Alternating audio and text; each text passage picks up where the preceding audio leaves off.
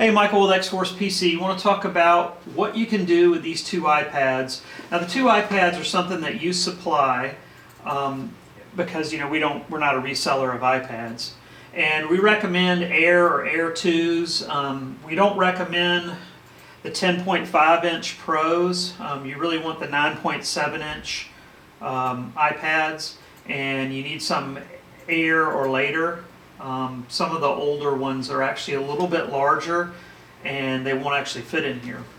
Now, some of the things you can do with the iPads, one of which is run Air Manager. Air Manager allows you to put your instruments on an iPad, and that way you're not having to obstruct your view up top with the instruments, and you can also control your instruments and knobs and buttons via touch. So what we've got here is we've got Air Manager running on both iPads. It's talking to the computer over the Wi-Fi network, and of course it updates in real time. You can see it updating there as we fly.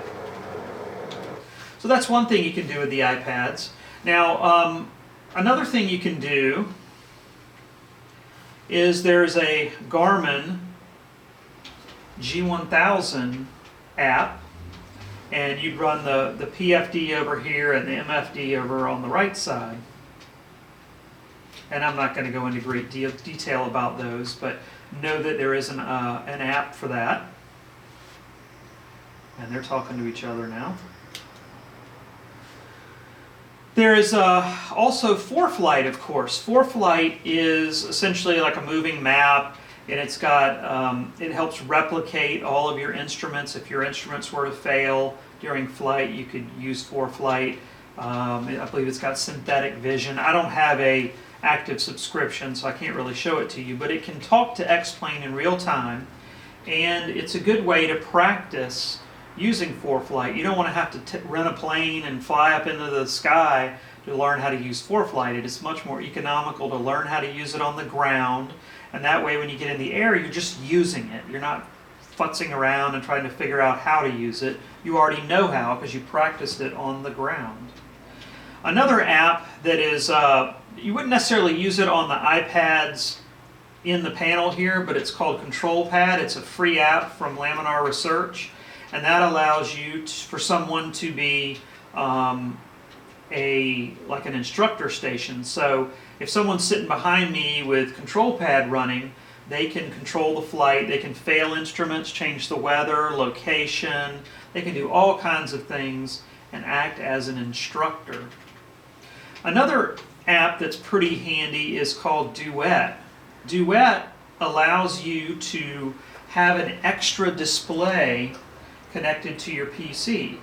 So what you do is, what I did here is I opened up the Garmin 530 GPS, put it into a window, and then I drag it down to this display and maximize it.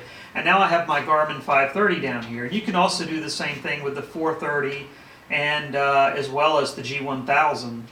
So it's not touch friendly when it's down here because it's just a replication of what's in X-Plane, but the buttons work fine. It's just when you get ready to turn the knobs, you will need to reach down and with the mouse and sort of use the mouse to turn the knobs.